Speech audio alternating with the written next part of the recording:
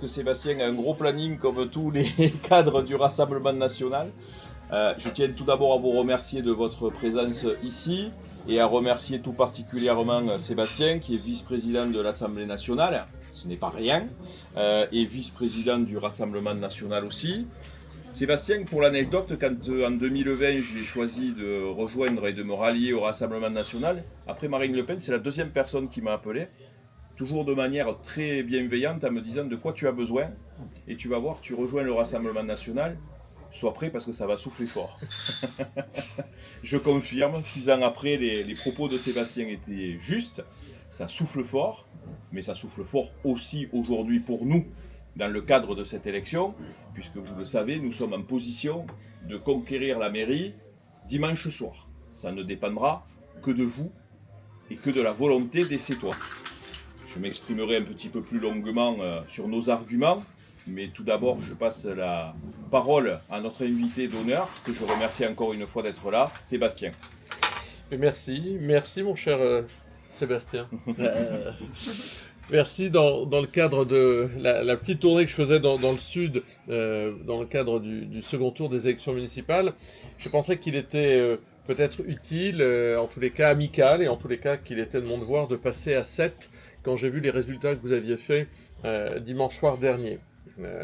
J'étais en début de semaine à Tarascon, à Arles, à Martigues, à Avignon, dans d'autres villes, à Sénas, dans d'autres villes du sud. Et je serai à Carcassonne tout à l'heure pour un meeting, mais je pensais nécessaire d'abord pour vous féliciter. D'abord pour vous dire que vous avez réussi un sacré exploit, parce que le score que vous faites aujourd'hui et qui vous permet d'être tous collectivement autour de Sébastien demain en capacité de gérer votre sublime ville de Sète, c'est un exploit, c'est un premier exploit que d'avoir réussi à monter cette marche-là. Vous faites un exploit, il y en a un autre qui en fait un dans l'autre sens, c'est le maire sortant. Lui, il fait l'exploit de ne convaincre que 28% des Sétois, c'est-à-dire qu'il a 60% des habitants qui aimeraient bien ne plus le voir à la mairie, qui considèrent qu'il faut mettre fin à ce système, qu'il faut tourner la page. Et je pense qu'effectivement, il y a un moment où il faut savoir tourner la page dans une ville, passer à autre chose, se projeter, construire l'avenir, et puis peut-être se débarrasser des scories du passé, de ce qui a abîmé probablement aussi parfois l'image, en tous les cas souvent la gestion de la ville et ses finances, pour passer à autre chose. Aujourd'hui, quand je regarde les résultats, c'est simple, hein. Ce sera ou la continuité du même système, ou la rupture, le redressement et la projection vers l'avenir autour de Sébastien. La gauche n'a aucune chance de gagner cette mairie. Il faut être très lucide. On le sait, la politique, c'est pas uniquement des additions, c'est des dynamiques. La gauche n'est pas en dynamique. Ils sont troisième, ils feront leur score, mais ils ne sont pas capables demain de gagner la mairie. Ils peuvent le dire pour se rassurer, pour mobiliser leurs troupes. La réalité, c'est que ça se joue entre vous et le système Marquez c'était comment ça s'appelait Comène, je voulais bien le prononcer. C'est l'un ou l'autre. Donc ça veut dire que le seul vote utile, et c'est peut-être la chose à dire demain, parce qu'il vous reste du temps jusqu'à vendredi minuit, mais après on a encore une langue et des bras, on peut parler, on peut passer des coups de téléphone, on peut s'exprimer jusqu'à dimanche. Il va falloir aller chercher cette victoire, voie après voie. Sinon, vous allez en reprendre pour 7 ans.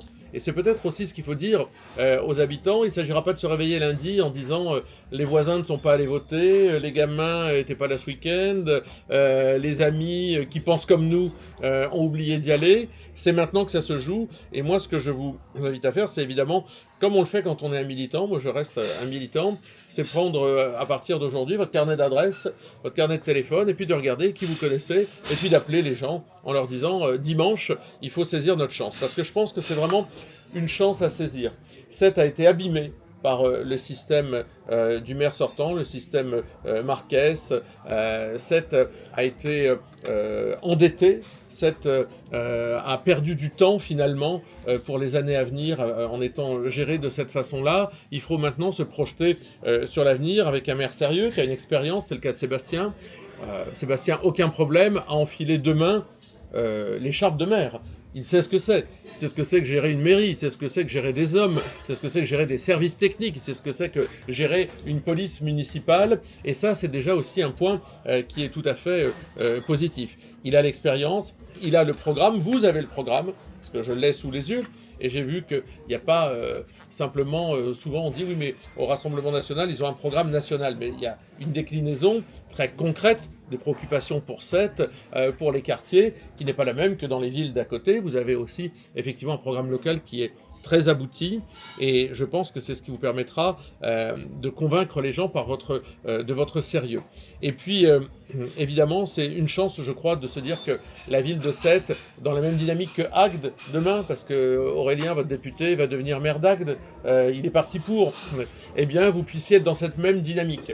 Parce que quand on regarde le bilan des maires du Rassemblement National, partout en France, Nord et Sud, d'abord, ils ont tous été réélus au premier tour, ce qui est quand même assez rare, et avec des scores à faire pâlir d'envie leurs adversaires, mais surtout, ils ont tous fait reculer l'insécurité, baisser la fiscalité et rendu leurs communes beaucoup plus attractives, avec des politiques de proximité qui sont au bénéfice de leurs habitants.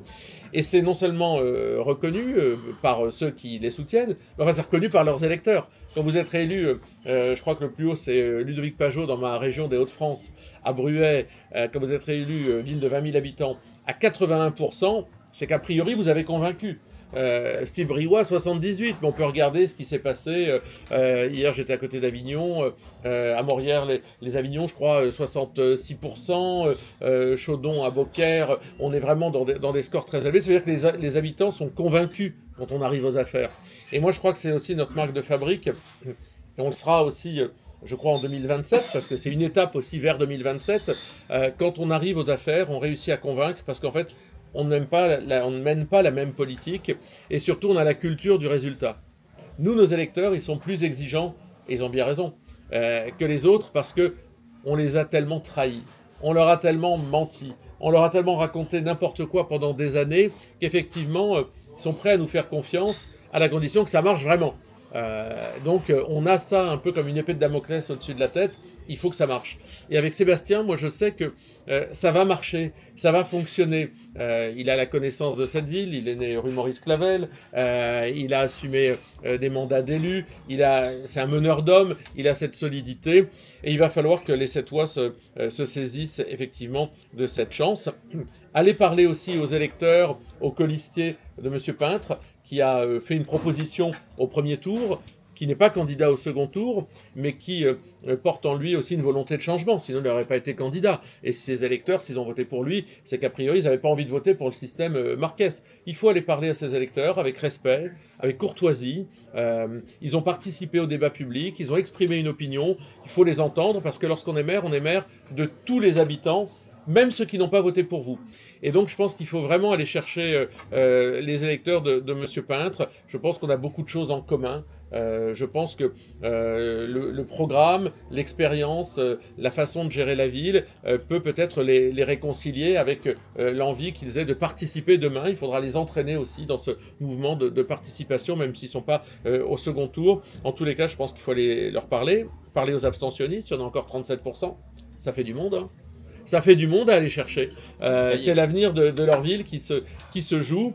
Et puis, évidemment, continuer à militer pendant ces jours-là. Et puis, mon cher Sébastien, si tu es élu, et tu vas être élu, ne jamais leur ressembler. C'est le petit conseil que je donne à nos candidats. Pitié. Ne ressemblez jamais à ceux qui ont trahi leurs électeurs, à ceux qui ont abîmé leur ville, à ceux qui ont trahi la politique au sens que nous nous en faisons, c'est-à-dire dans ce cas-là de plus noble. Ne leur ressemblez jamais. Ne devenez pas des notables arrogants, ne devenez pas ces élus qui découragent les gens, qui désespèrent les Français de la politique. Hissez-vous à la hauteur de ce qu'est votre ville. Elle est sublime, votre ville, je le disais. Et puis finalement, vraiment, demain vous appartient. Merci Sébastien.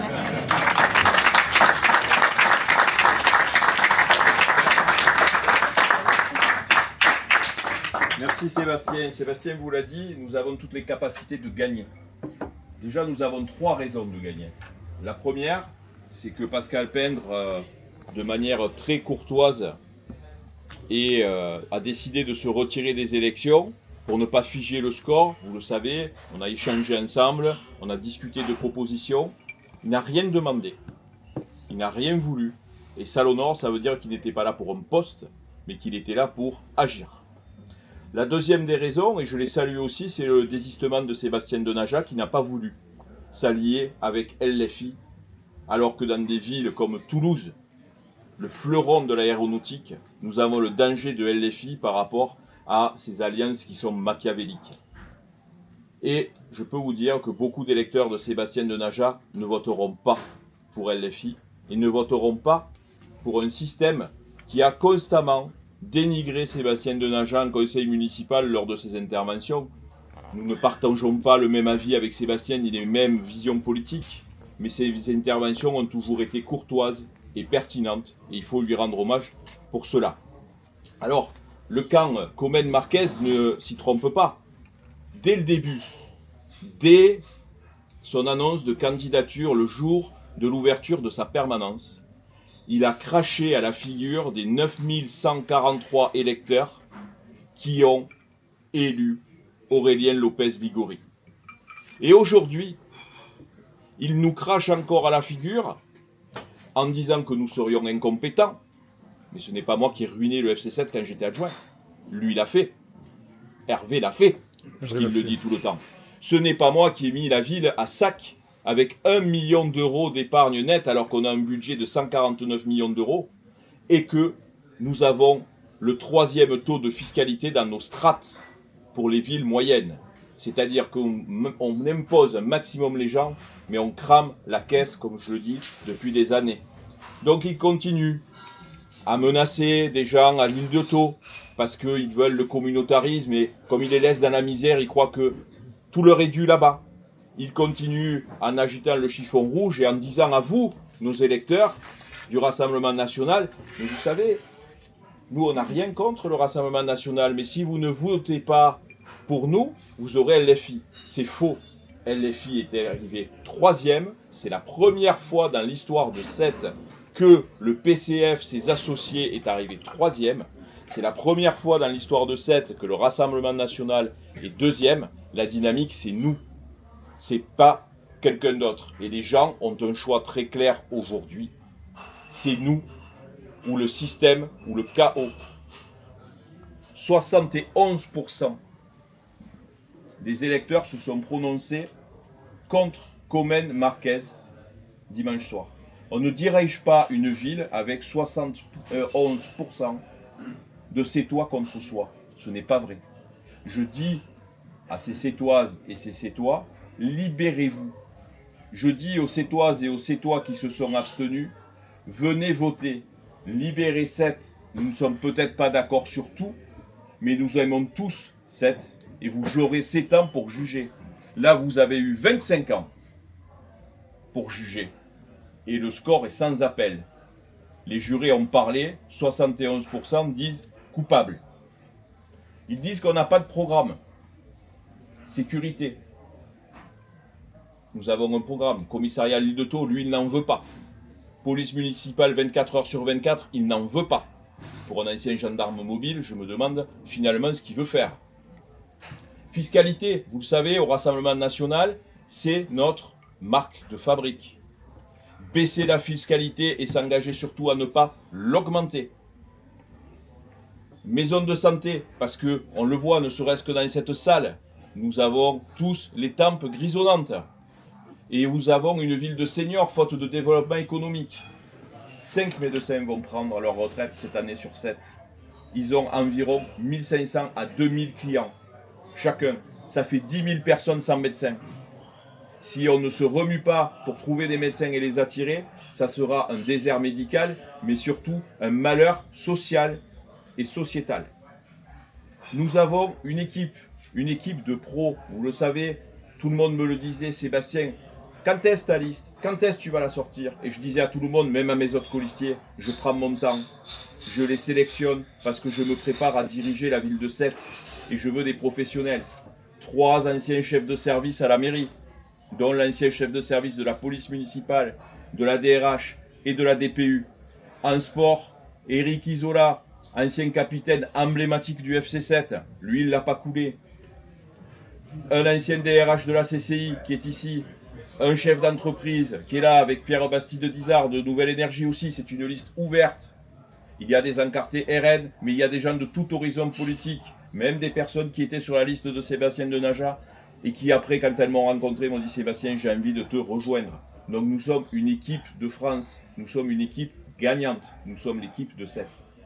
Sébastien a parlé de mon expérience et je l'en remercie, vous la connaissez, vous m'avez vu 6 ans durant au conseil municipal et allez, je vais m'envoyer un petit peu des fleurs quand même.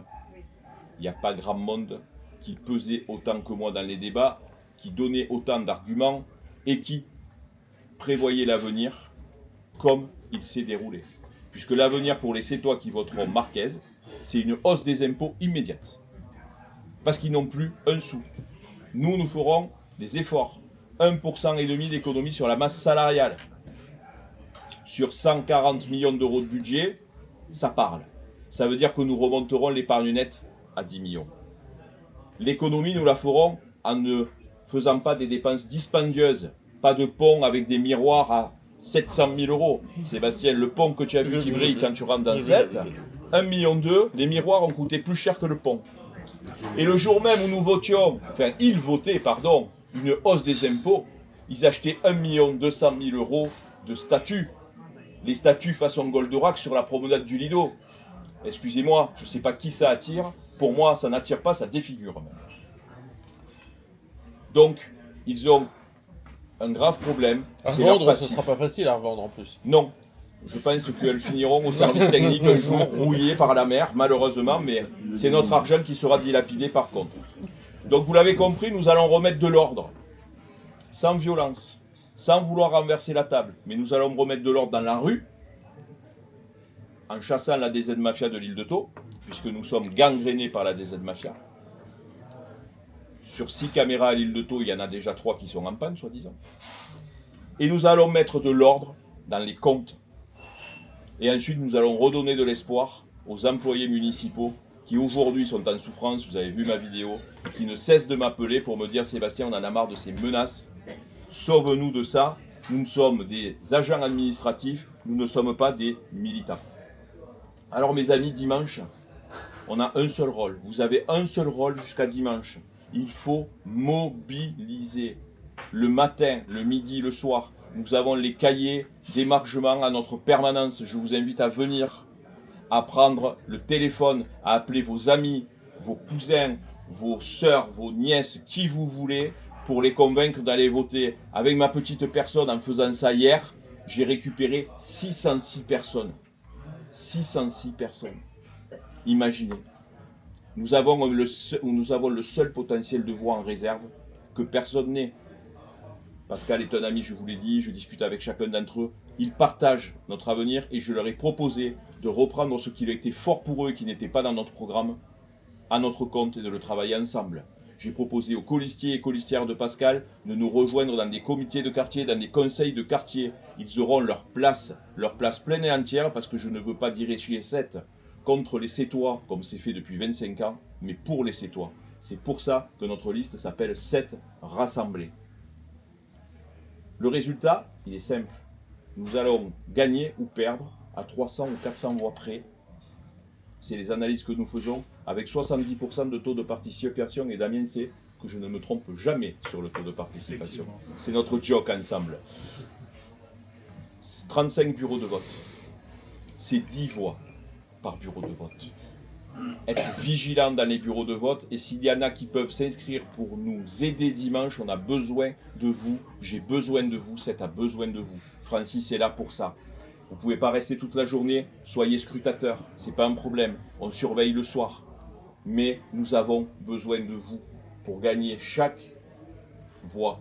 Et Sébastien, Marine, Jordan ont besoin de vous aussi, parce que si nous gagnons 7, nous prouverons ici à tout le monde que le Rassemblement national, ça marche. Et donc, ça nous aidera pour les présidentielles. Ça nous aidera pour les sénatoriales. Parce qu'on ne peut pas diriger un pays si on n'a pas le Sénat avec nous.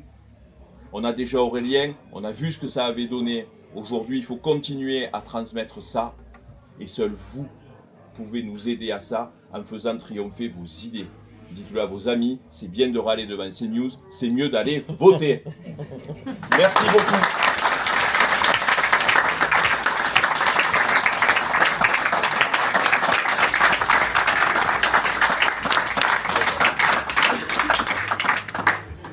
Si vous avez une question à poser, messieurs, dames de la presse, nous sommes tout oui.